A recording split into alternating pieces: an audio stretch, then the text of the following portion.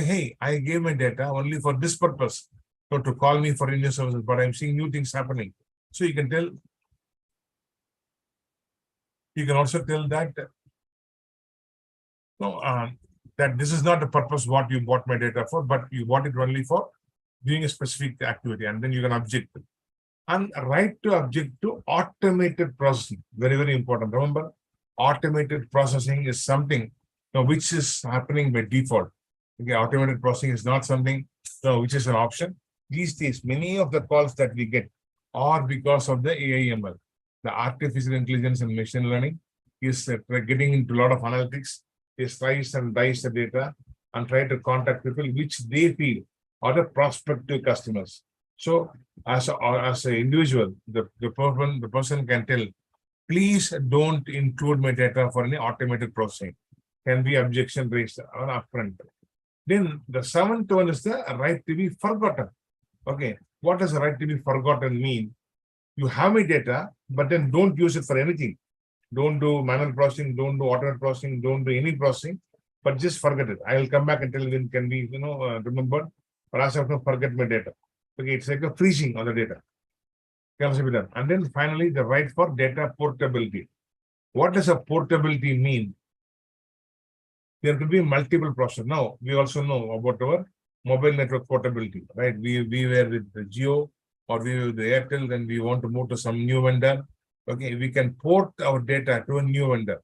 Okay, so that is called as my personal data can be transferred to another new data controller.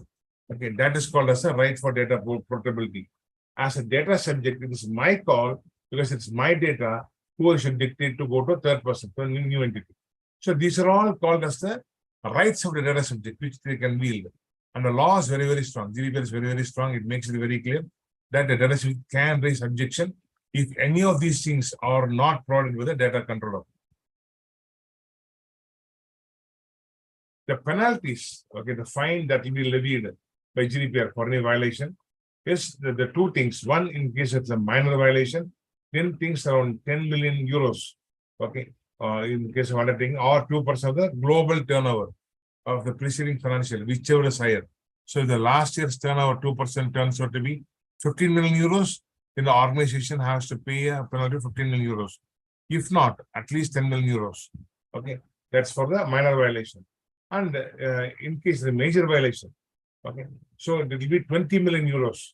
Okay, and in case of an undertaking, and or it will be 4% of the last year's turnover, whichever is higher again. So this is the level of the penalty. But remember, this is the maximum. Okay, it can be anything less than this also, depending on the type of compromise, a privacy compromise that has been done. Now, how do they decide the liability? It is not these numbers directly, not that one, in case something goes wrong, immediately they'll be asked to pay 10 million euros or 20 million euros. Never. The organization, the governmental body will try to deep dive and see where things went wrong. And based on that, they decide a penalty. So what all do they do? They try to see the nature, gravity, and duration of the infringement of the data. So if the data infringement has been happening for quite long and they never had any effective controls, then it could be higher. Then they try to say whether it is intentional or negligent. Okay, has it happened by accident or has it happened by intent? Okay, if it is by accident, they are able to establish, then the penalty could be lower. Or any action taken by the controller or processor to mitigate the damage. In case the organization is really serious about mitigating risk and then they want to give some compromise to the data subjects, then the penalty will be lesser. Then the degree of responsibility of the controller or processor. Okay, so based on the organization measures that has been implemented, they have very strong controls. So it was just one small part of the data that got compromised. Then the penalty will be lesser. Okay, in case they have a history of previous infringements, they will have having this problem for last year twice, this year again 3 times earlier, and the 6th occurrence of this, then the penalty will be higher because they did not learn from the previous infringements, due to which the penalty could turn out to be higher. And finally, the degree of cooperation with the supervisory authority. Supervisory authority is the government body I'm talking about in the GDPR context. More more cooperation they're going to give, lesser is the penalty. More the diffident they are, more non-cooperative they're going to be. In that case, the penalty will become higher. So these are all the ways in which a liability gets identified. This is an interesting site, okay, where you can track the actual enforcement. This site called enforcementtracker.com. Okay, you can find the site where you can see which you can click on each country actually when you go there. Okay, and it tells for that country what has been happening. Anything that's going wrong, it is a site which tracks the penalties for a GDPR compliance. Now, coming to the Indian Digital Personal Data Protection Bill, DPDPB, as they call it. It used to be called as PDPA, Indian Personal Data Protection Act, but now they changed it. It only addresses the digital data, not the hard copies. The Digital Personal Data Protection Bill. So that's how things are. It started in 2017. That's a committee set up for data privacy issues. In 2018, they had the first draft bill. Then in 2019, they published in the parliament. Then COVID came. Okay, so COVID took the priority, and then they went to a standing committee that same. Now, in 18th November, this month, they had the bill ready. So that was in published. It's come a long way. The new form of Digital Personal Data Protection Bill is fantastic, I could tell. It is very, very smart and much, much better than many of the global privacy laws. It's very practical. And it is still a bill. It is not an act. So it will undergo, they open it for comments until 18 November. After this, he'll present in the parliament and then make it an act. So the applicability, there are two possible applicability, the material applicability and the territorial applicability. Material is, okay, there is no more classification data. No, they don't tell the sensitive, critical. What is sensitive? What is critical? Sensitive amongst personal data. The sensitive data are the ones which could be pertaining to the individual's health, individuals' political affiliation, individuals' criminal records. Those things become sensitive data. Okay, so anything pertaining to the government intelligence could be called as critical data. But now the new one, DPDPB, has removed all those things. Every data is treated the same way. Okay, and it also removed the non-personal data. It doesn't come under this bill as of now. The territorial applicability, any data of the Indian data subjects, people residing in India, not necessarily citizens of India, people residing in India, when their data is being processed, the personal data, then this DPDPB will be applicable. Or the processing may be done outside the country, outside India. Even then, if they're going to process data pertaining to the Indian data subjects, then this law will apply. The DPDP Act will be applicable. So that's how things are. That's the applicability of the new privacy law in India. So these are various roles. The data subject who is the owner of personal data, and you have things like the data fiduciary, significant data. These things are changing. These things may change because the law is also changing. And then you have the data process and the data sub-process. So these are things are going to be the rules for a new thing. And these are all the penalties for a minor violation. They're talking about 5 crores, but then this number is increasing. Okay, it is no more going to be 5 crores. It will be higher than that, depending on the type of violation. A major violation could be 15 crores and more than this. And maximum 500 crores is what they're telling. This is indicative figure. These numbers are changing. And these numbers could go as much as 500 crores. So that is how things are. And each one, okay, they have specific penalties. Fail to address subject's request, okay, then it could be, per day, 5,000 and maximum 10 lakhs. Failing to furnish reports could be like, again, 1,000 rupees per delayed day and over of 10 lakhs. Fail to comply with the authority, Data Protection Authority of India, okay, it could be 20,000 per delay or 2 crores. So all this is changing. And as I told, the feedback is expected till 17th December 2022. It is open to public. People who are interested in giving feedback on the privacy law can give a feedback. And these are all. In fact, the imprisonment was also planned, but this could undergo change. There are no laws in the world which could be, even including the Dubai law for privacy. Even there, they don't talk about the imprisonment, but Indian privacy law had a possibility like that. So there could be a possibility. Once it becomes an act, we will know precisely how things are going to be. Now, the California Consumer Privacy Act, Okay, this is the one pertaining to the US. Okay, and then this talks about the state of California. It is not that the other parts of the US don't have it. Every other state in the US has got its own privacy law, but the pioneer of this privacy law happens to be CCPA. And now they're undergoing a change. In fact, it is called as a CPRA, the version 2 of CCPA that people could call. So the California Consumer Privacy Act, it has got a very interesting background.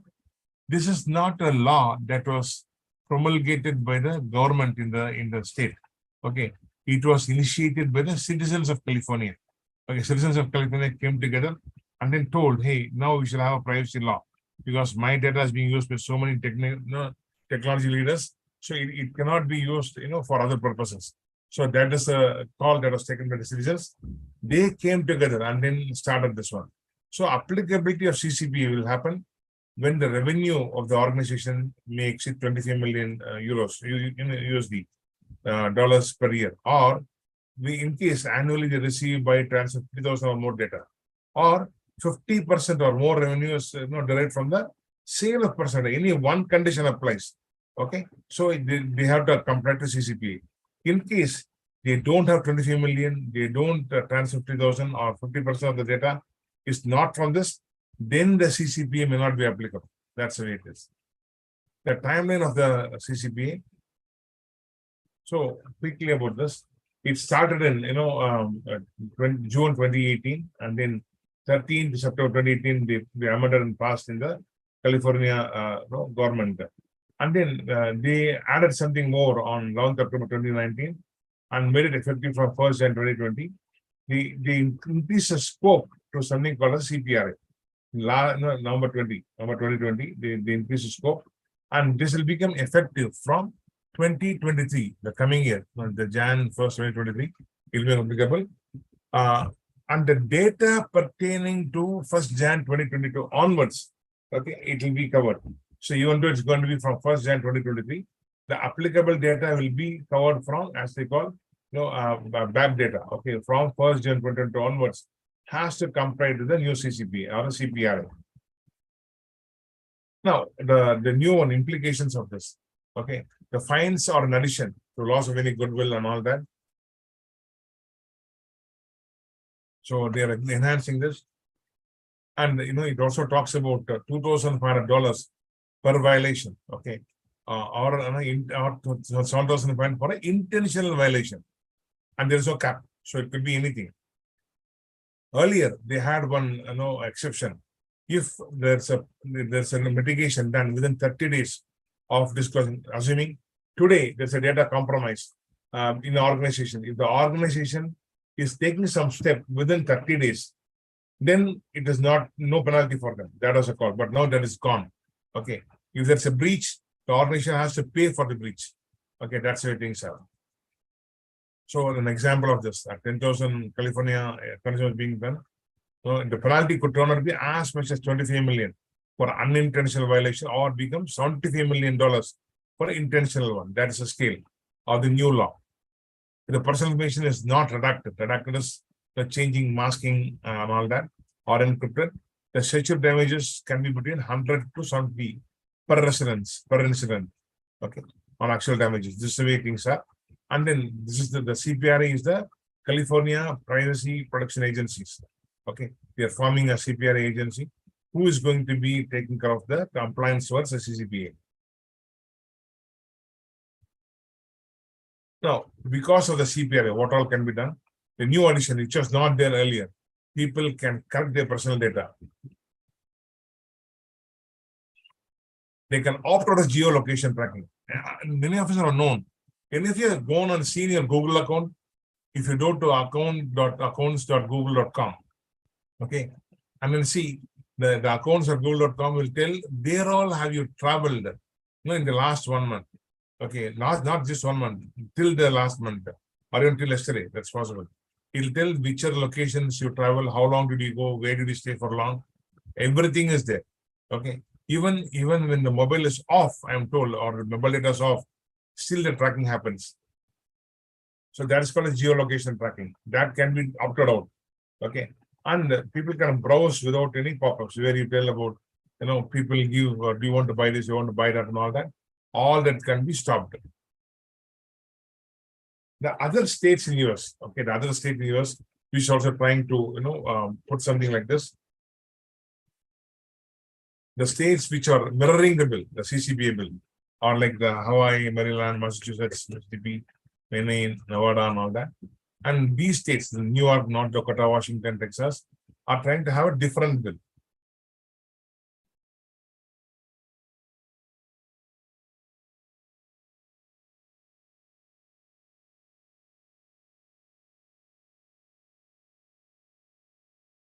Now, comparing across various states, how the law is it? This is a big thing.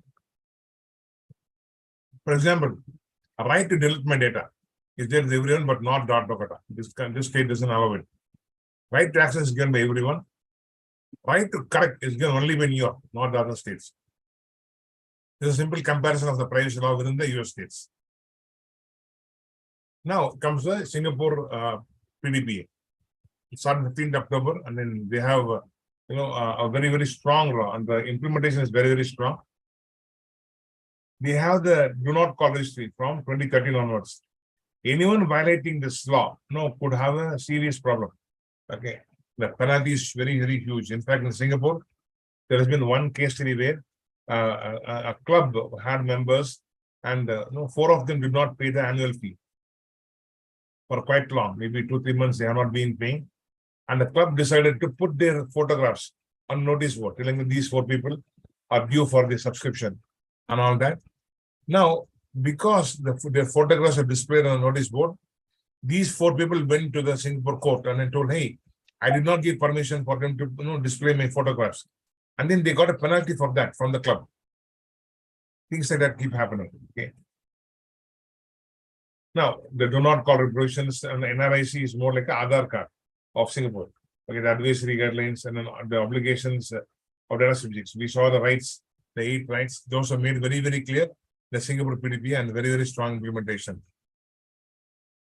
So any organization which wants to contact Singapore citizen, first check the DNC registry and then only do that. And then the NRIC is more about people who have got permanent replacement unique identifiers. That's NRIC. There's a great lot of security, like our Aadhaar card.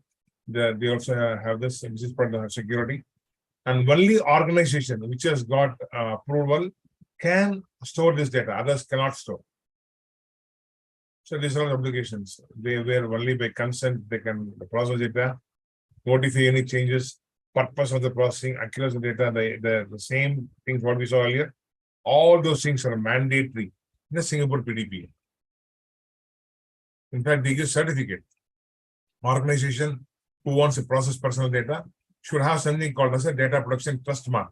There's a trust mark certificate that is given by the Singapore government for the organization, which ensures security of the personal data. Now comes the Dubai's data protection law. Okay, this is more about the DIFC, the Dubai International Finance Center.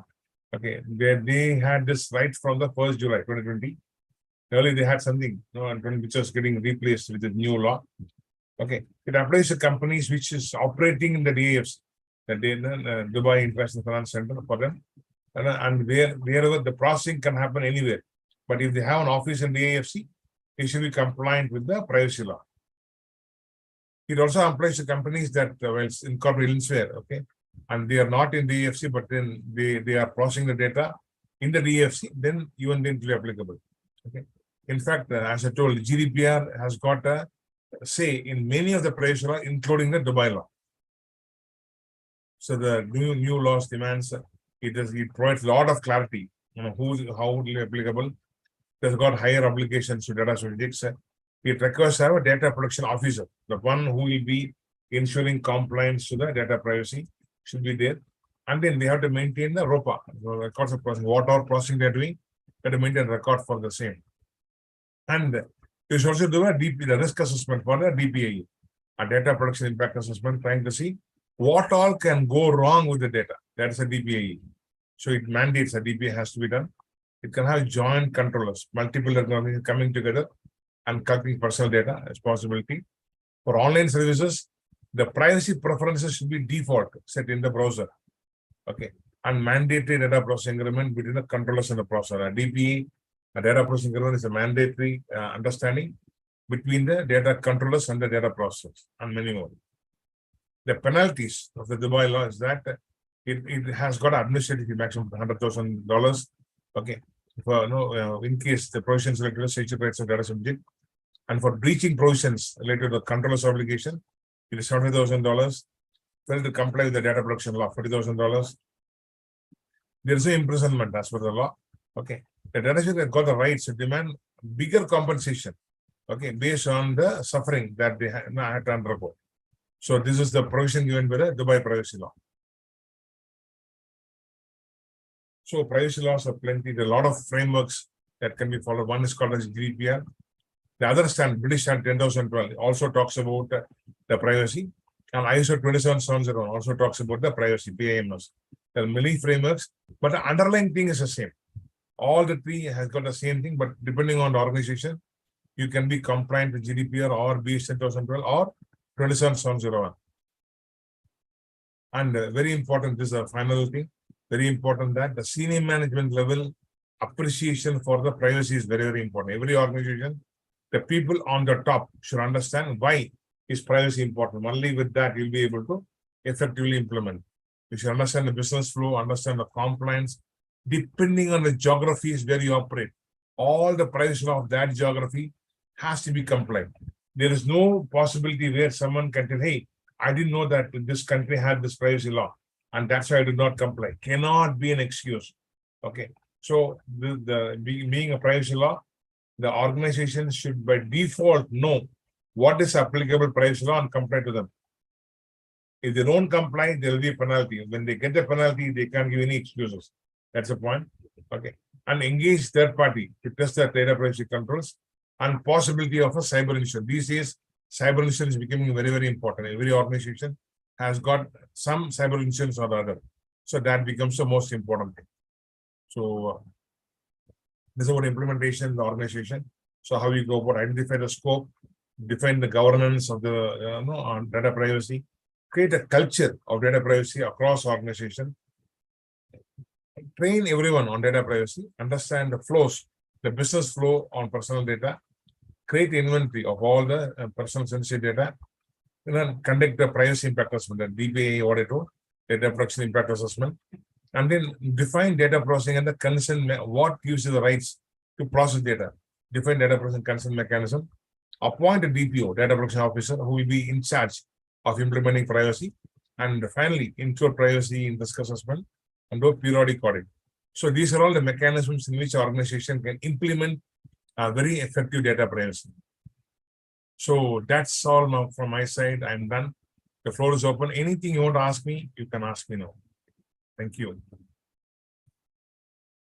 Thank you, sir. It was excellent talk, sir. Really enjoyed your lot of we had to imbibe many thoughts about data privacy. Thank you so much, and various laws, various countries. Really, it was an eye opener to all of us. Thank you so much.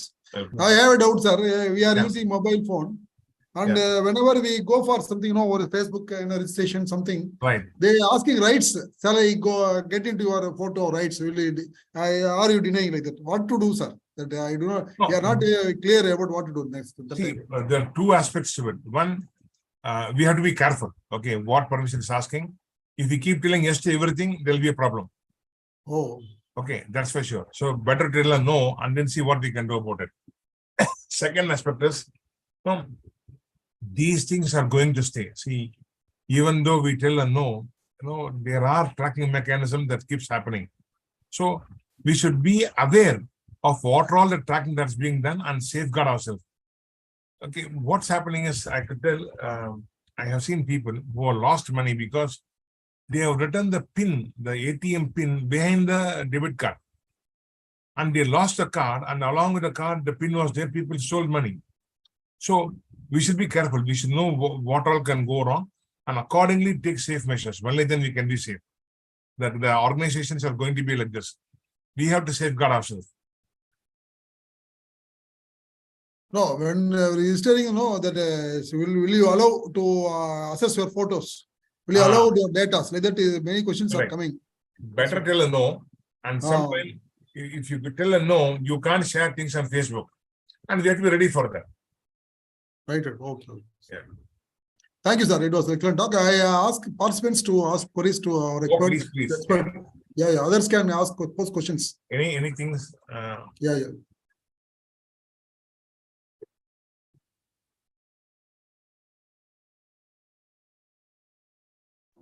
Participants, you have any queries or shall we move to the next agenda? Please see the chat box, sir. 2 questions. Yeah. I'll show it, sir. Sir, there are some appreciations and some questions are there, sir, in chat box. Sorry. And Mr. Madhuramani has appreciated your presentation, excellent presentation. 2 questions from my side. And Mr. Karupasamy, our former chairman, Dr. Karupasamy, very useful and informative presentation on database, privacy and security. Thanks to the speaker and the organizers. And Madhuramani are asking 2 questions. So this is what made HDFC Bank to out of gear? Yeah. On 2 occasions, RBI intervened. What is the safety mechanism available in RBI's digital Indian currency? Individuals insurance coverages, is there any limitation? Sir, one by one you can answer, sir. You can look at the chat box or shall I read it, sir? Yeah. See, first question is what made HDFC Bank to out of gear? Yeah. See, out of gear, okay, because I wouldn't be knowing the internals of HDFC Bank. Okay. But possibly they had an issue in terms of identifying the risks upfront. Okay, they did not know the certain things can go wrong. It happened continuously. HDFC Bank, not one time, but then twice immediately it happened. Not a challenge. They have they have to improve their risk management. That's what I foresee. Okay, they didn't have proper capacity plan due to which systems went down. So see, till yesterday you had 2 million users. Today you suddenly get 1 more million customers. Obviously, the system may not be ready. So they didn't plan for it. That was the first one. And the digital currency, ERP is an excellent initiative. They are thought through many things. See, any new initiative, there will be some amount of reservation. People will not immediately go into it. But definitely, ERP initiative by the RBI is excellent. Okay, you can test the waters. I'm going to do that. I'm going to use this ERP. Definitely, it gives me a lot of liberty. Okay, I don't have to worry about carrying the money and all that. So ERP will be a good option. And the RBI is considering a lot of risks. There may be still some teething problems, but teething problems are part of the game. There's nothing like 100% perfect solution on day one. Okay, it may have to evolve, but you will not be seeing any major issues. There will be some issues coming up, but then that will be resolved within the given time. That's how you look at it. And one more is asking one more question. Individuals insurance coverage, is there any limitation is asking, sir? Yes. Yeah. Individual coverage are there. I don't know, Bajaj Finance. You have cyber insurance for individual. For example, I can take insurance. If something goes wrong with a laptop, I can take insurance and claim it. Individual cyber insurance is also available. Right, sir. Thank you, sir. Really, it was an excellent show, sir. Yesterday is a knowledge treat on data privacy. We are aware of many things through your talk, sir. Really, it was interesting talk. We enjoyed your talk, and you covered many gamuts of this data privacy, the laws governed by various countries, and how the points are interesting.